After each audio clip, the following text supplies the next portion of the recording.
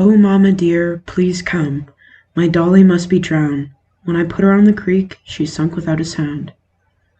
Bessie Louise Haley Helmick Hyde, Mermaid Doll, Wandering Leaves, circa 1901 to 1928. Bessie Louise Haley was born on the 29th of December 1905 in Parkersburg, West Virginia. Moved out to California to study fine art in 1927. On a trip to San Francisco, she met Glen Hyde, who she married on the 12th of April, 1928. Glen, an outdoorsman, and Bessie, with an itch for fame, decided to spend their honeymoon running the Colorado River. On a crisp October day in 1928, the Hydes arrived in Green River, Utah, where their trip would begin. Glen spent 2 days building a hardy wooden sweep scow, capable of weathering the craziest of rapids that the Colorado had to offer. On the 20th of October, 1928, with their boat completed and supplies packed, they set off from Green River. Bessie kept a diary during their trip. On the day of their departure, she wrote, "We're off. It was a thrilling sensation feeling the boat slip away into the Green River with us aboard. I hung on to the sweep and felt like a real riverman as I waved to the handful of people on the shore. We started along at a pretty good jog. Fun to leave Green River and all the people behind. Just Glen and I and the canyon now." Over the next several weeks, the couple made their way down the Green River, eventually crossing over to the Colorado. They encountered violent waters there, and the going got dangerous. Bessie remarked that the river was full of rapids and riffles, and they ran into bad weather. Bessie called it a good setting for a wreck.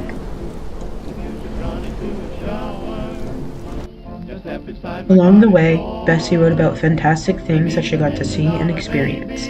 From meeting a prospector and seeing a beaver for the first time, to squatting in abandoned houses and exploring ruins, she writes with excitement and then regrets that her husband repeatedly pulls her away. She writes with less and less enthusiasm as the journey drags on.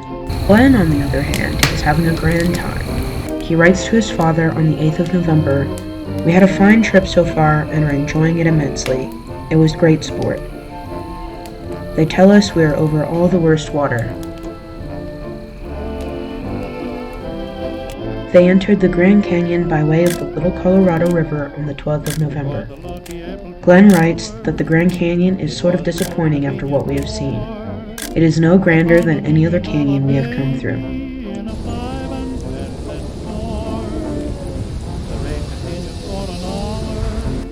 I had almost begun to believe that the Grand Canyon was a myth. It took us so long to get here. We start down tomorrow and then on to Needles. While on the rim, the Hydes met Emery and Ellsworth Kolb, who said that Bessie seemed anxious about the last half of their trip. Emery Kolb, an acclaimed riverman, begged the Hydes to take life jackets with him on the rest of their trip. Glen refused. They also met one Adolph Gilbert Sutro, who was the last person to see the Hydes alive. Over the next week or so, Bessie and Glen Hyde ran many rapids and riffles. The river got violent and perilous, but still the Hydes pressed on. Friday, November 30th. Made good time. Ran 16 rapids and 13 riffles. All duck soup. The couple were never heard from again after that.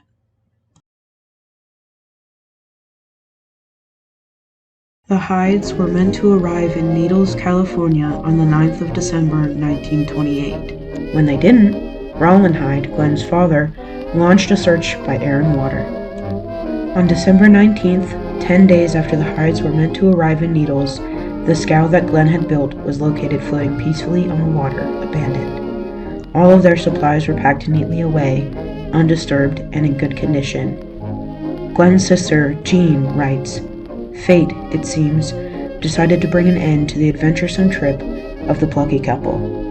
What happened or how we will never know, yet those who knew the Hydes say that braver hearts or stronger minds never grappled with the power of the Rio Colorado." Wee Betty's eyes filled with tears. Where could poor Dolly be? Perhaps she'd turned to a mermaid and drifted out to sea.